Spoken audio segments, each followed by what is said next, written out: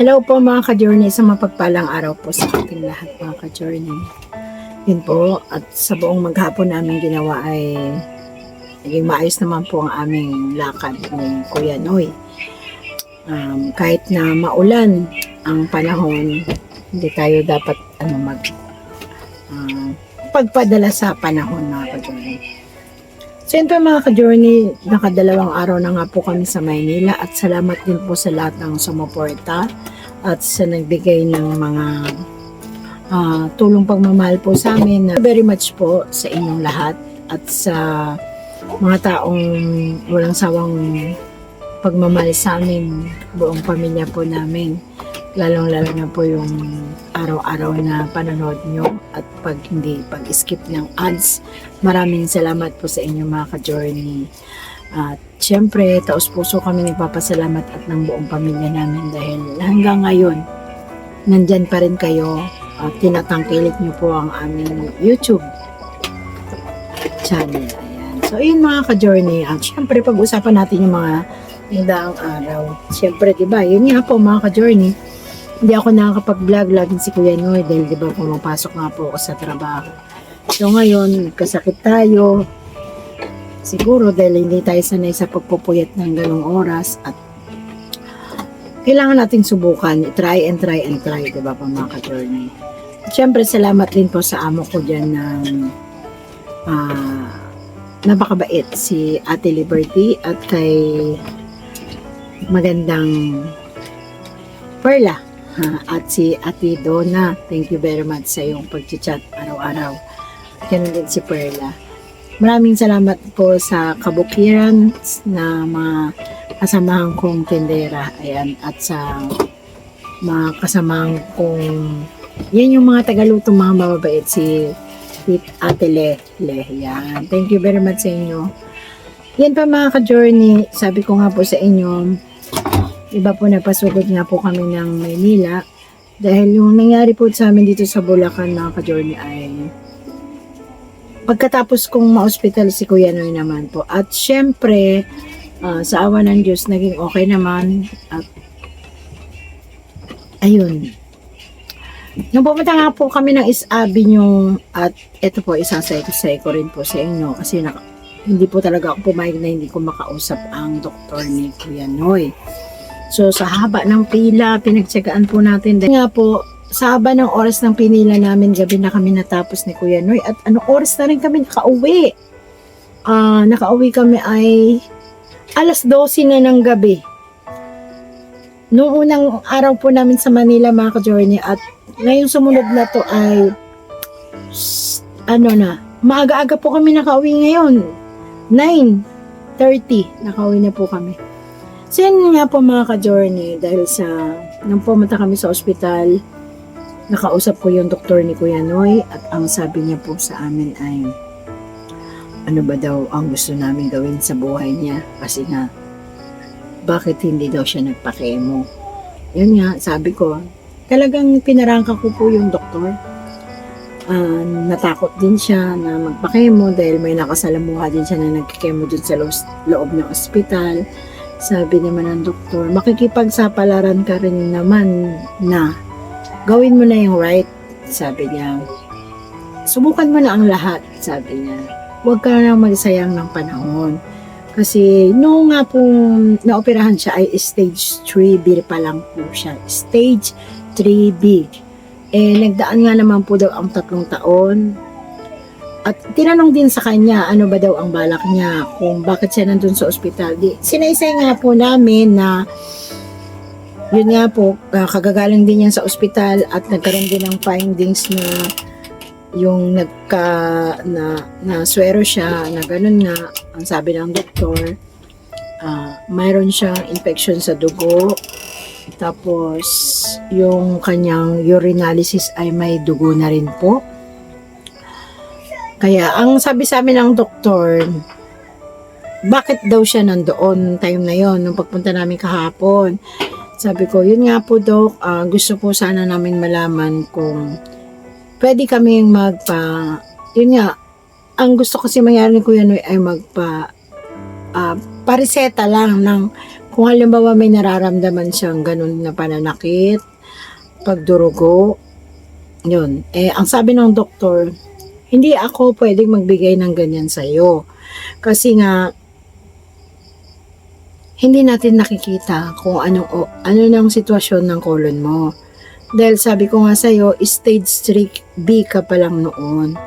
Ngayon, sa 3 years na nagtagal, hindi natin alam kung ang colon mo ay, yun nga, tumubo ng tumubo, lumaki yung mga tumor.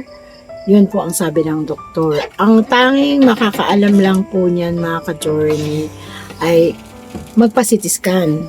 So, kailangan, ayun po, nung sinabi niyang magpa-CT scan na po tayo, nagsabi kami kung, kasi nahinto yung pagbablog ko mga ka-journey, nandiyan si Pau Pau So, yun nga po, ang sabi po ng doktor, nung sa sinasabi ni Kuya Noy na manghihingi siya ng pampakalma kung sakaling ganun. Kasi sabi ko, Dok, sa isang buwan, isang beses po siya nagkakaroon ng ganyan. Pero mas malala po yung ngayon dahil may dugo nga po, tapos pati ihi niya. Sabi ng doktor sa kanya sa surgery, hindi ka ba nababahala sa nangyayari sa iyo? Sabi niya ganun. Tapos, sabi niya nababahala naman siya. Sabi niya ganun sa doktor.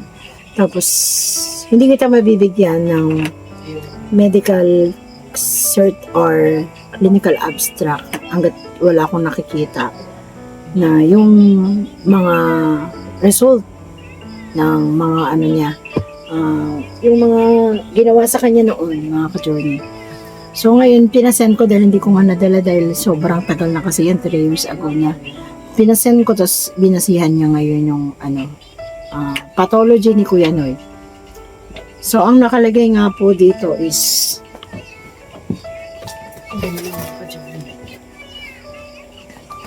sa pathology niya kasi mga ka-journey, meron ditong sinasabi ang surgical pathology.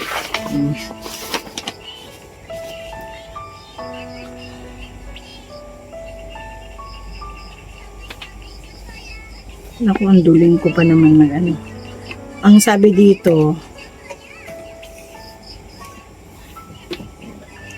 naduduling ako. Dito na lang tayo sa surgical pathology. Ito nga po pala, mali yung sinasabi ko.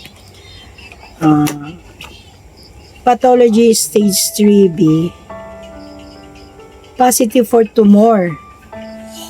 Metastasis in 1 out of 18 lymph nodes examined.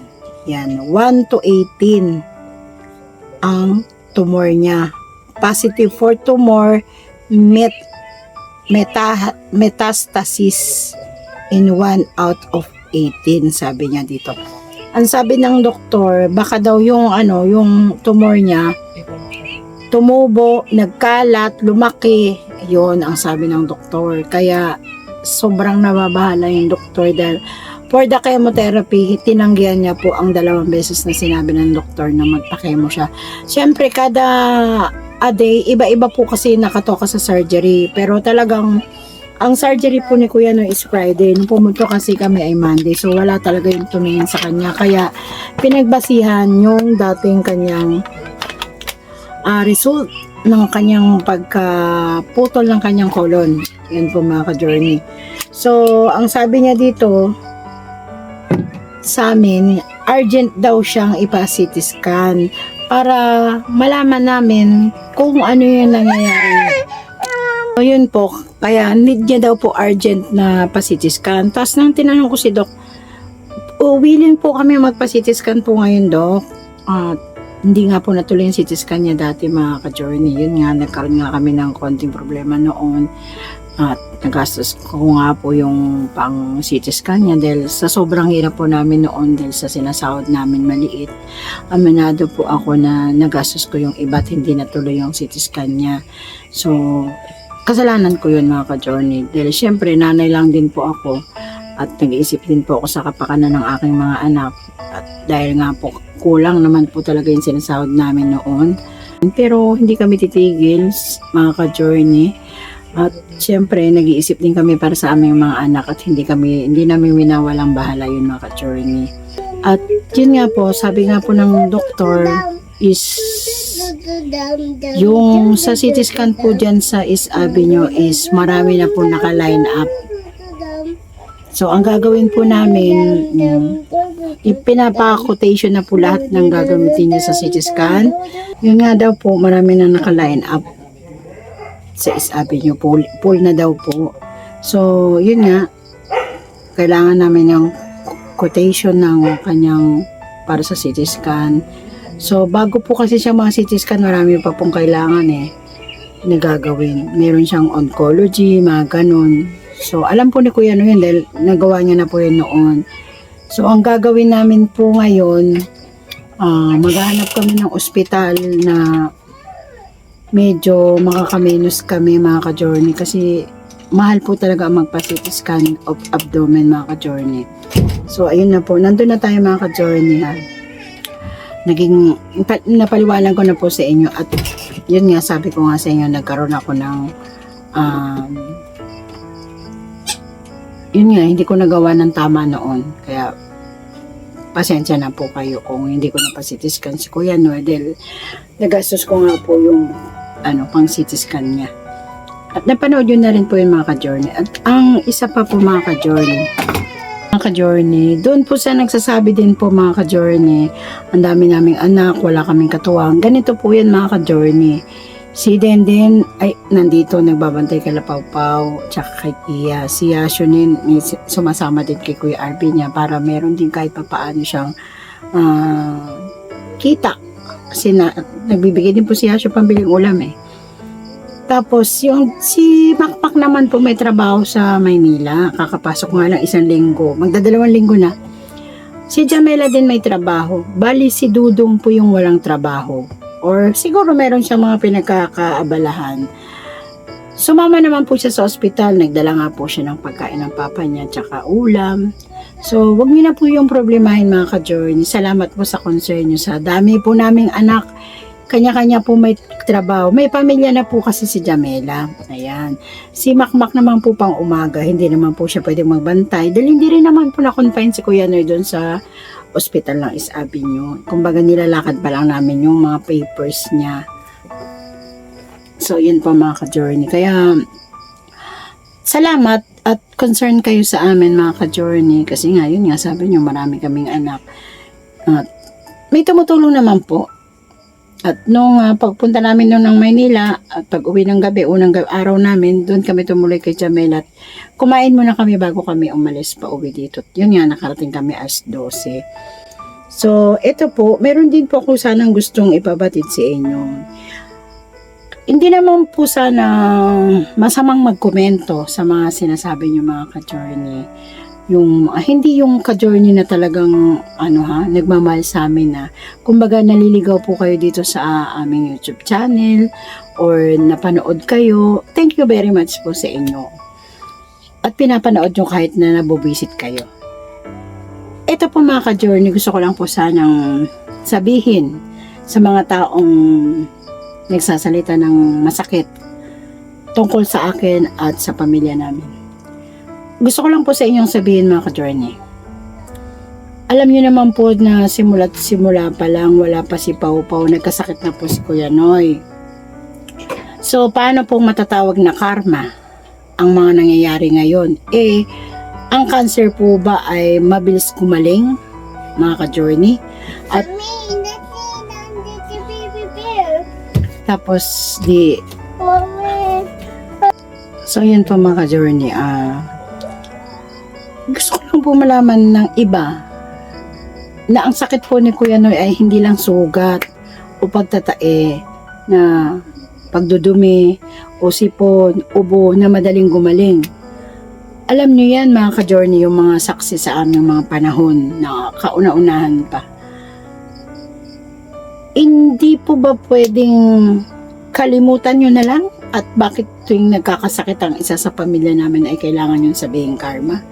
Ano po ba yung nagawa naming brutal na kasalanan, mga ka-journey? At pwede nyo kaming paratangan na mayabang ako? Makapal ang mukha ko, wala akong respeto. Bakit po ba, ano po ba yung nagawa kong kasalanan at sasabihin wala akong respeto? At mayabang ako. Hindi po ako mayabang. Kasi yung mayabang as in may naabot na. Kami, ito pa lang kami, nasa standard pa rin kami na ito. Wala pong pinagbago. Nagkaroon lang kami ng tirahan, hindi nangungupahan. Dahil sa tulong ng mga nagmamahal sa amin. At isa pa, sa panonood nyo mga ka-journey, maraming salamat po sa inyong lahat. Pero wag naman pong foul kayo magsalita yung iba na gusto lang makapanakit ng puso namin, masaling yung damdamin namin. Wala akong utang sa inyo na dapat nyo kong ganituhin, na nakarma ka na dahil mayabang ka. Ang asawa ko po may sakit. It's stage 3B. Hindi po biro yun.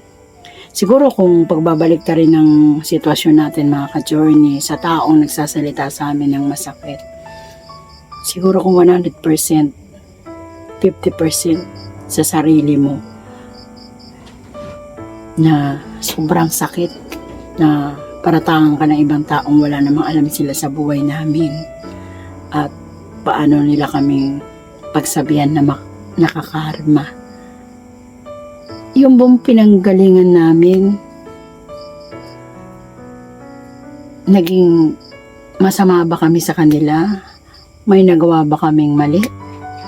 O kung bakit kami lumayo, mga ka-journey, para sa katahimikan. Di ba napanood nyo naman po yung vlog ng iba, mga ka-journey. Nagkaroon kami ng problema, pero naayos naman.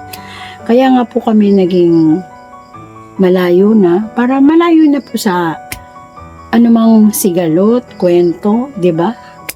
Tapos nakakarma pa rin po ba kami? Ganun po ba yun, mga ka-journey? Sa lahat na nagmamahal sa amin, maraming salamat kasi yun nga, nababasa ko rin sa comment section na wala kayong alam sa pinagmulan namin. Diba mga ka-journey? Tapos na yan mahabang panahon nang lumipas, bakit hindi kayo makamove on sa mga taong mapanakit sa comment section? Diba mga ka-journey? Hindi ako pwedeng mag-hysterical dito, magalit sa inyo. Kumbaga nagpapaliwanag lang ako sa inyo. Huwag nyo naman idama yung sakit ni Kuya Noy. Kasi siya, nakikipaglaban siya sa buhay niya. Gusto niyang mabuhay na katagal. Tapos sasabihin yung makakarma. Diba? Huwag ganun. Si Kuya Noy wala siyang nagawang pagkakamali. Kung man sinasabi niyo na wala kami dito kung hindi dahil sa kanila. Wala. Naging okay po ang lahat sa pag-alis namin sa kanila, sa buong ka-business family. Naging okay na. Pero huwag nyo naman kaming sabihan na nakakarma. Kasi hindi maganda po yun dahil sana huwag mangyari sa pamilya nyo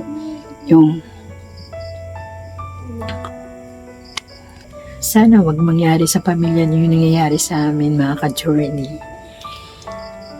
Ako na lang siguro, pagsalitaan niyo ng masakit. Wag lang sana pati yung sakit ni Kuya Noy. Kasi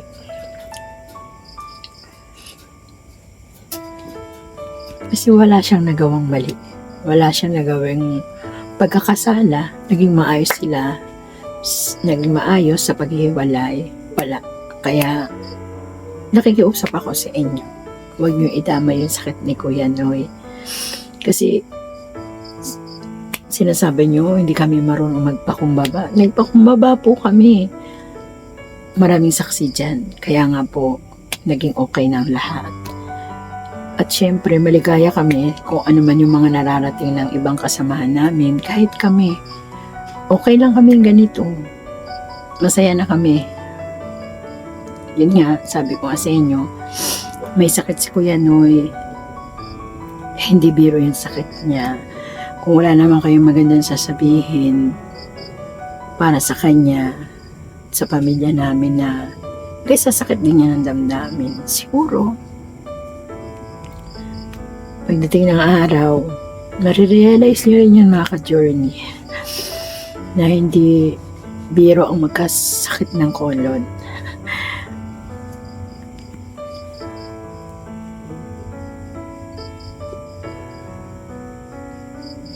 So yun mga ka-journey, at ito nga po nagsasabi na sa San Fernando daw po. Libre. Opo, yun nga po mga ka-journey, mag-comment na lang po kayo dito kung saan po at sino ang nakakaalam ng yung bang menos po tayo mga ka-journey para po sa CT scan ni Kuya Noy. Kasi alam mo naman po mga ka-journey na medyo may kamahalan po ang CT scan.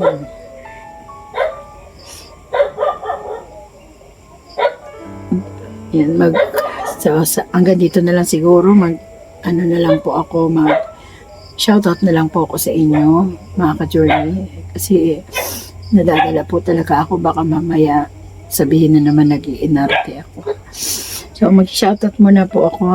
Pero huwag kayong mag-alala, hindi po titigil kami na yung mga bata sasama din po sa papa niya para po sa pag-asikaso ng mga papel, mga ka-journey. Shoutout po kay Mimi Cristobal, kay Paschego, Ma'am Sabela, ABCD, Ma'am Wilma Kadaeg, Gloria Carbonel. Yan. Salamat po Ma'am Gloria sa pag-comment nyo. Si Asya We. Salamat po muli. Si Nene Villanueva.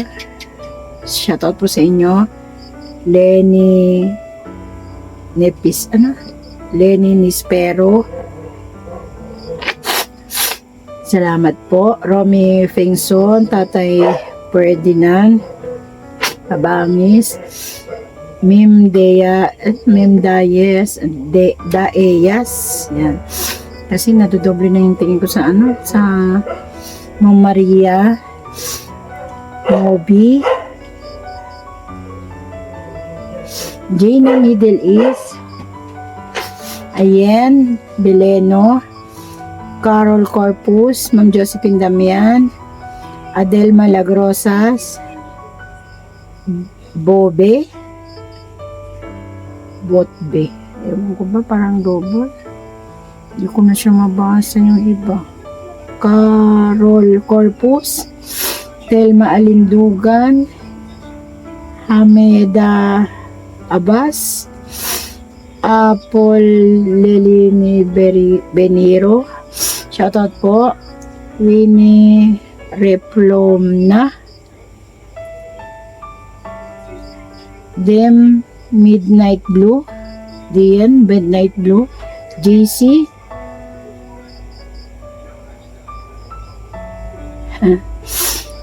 Nanette Navarra, Ana Maria Moleno, Alice Pangan, Bubble Pulots. Salamat po Bubbles Pulots sa concern niyo po. Alida Mercado Pantanilla, Sita Labutap, Remedios Capiral, shoutout po sa inyo, Ma'am Bet Marcaida,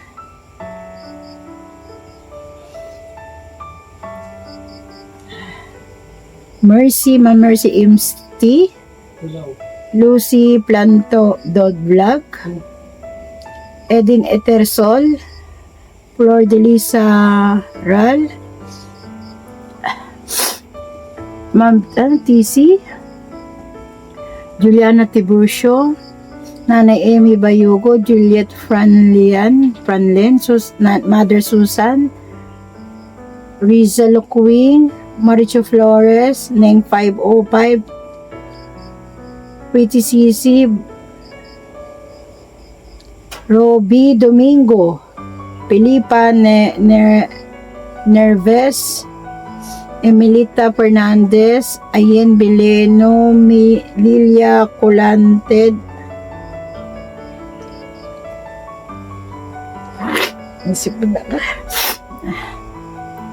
ayan po mga ka-journey, maraming salamat pong muli Ma'am Mercy Im, Ma'am Miles. Ayan, napaliwanag ko na po ito, Ma'am Miles. Jenny Agripalo, Cher G Jir Juanico, Sally de Duro, Janet Casala, Tita Charmaine Mine. Ayan. So, yun po, Tita Charmaine, ingat po kayo sa pag-alis. Maraming salamat pong muli sa inyo. Tita Norway, salamat po sa inyo. Tita Butchikchik, salamat din po. Tita Jean ng USA, maraming salamat din po. Tita Lynn Apilado, maraming salamat din po. Nanay Susan Dario, salamat din po. Ma'am Rebecca ng San Miguel, Bulacan, maraming salamat. Ate Sab ng ano ba yun? Quezon City. Ayan. Maraming salamat din po. Kay Tita Mirna, Tito Boy, maraming salamat po. At kay Ayen Bileno at kay Madam Jo Mers, maraming salamat din po. At sa lahat-lahat po, maraming salamat pong muli. Hanggang dito na lang po yung vlog ko. Medyo mahaba na po talaga. At tulungan niyo po kung ipag-pray si Kuya Noyes, mga ka-journey. Maraming salamat pong muli. See you next vlog po. Don't skip ads po, mga ka-journey.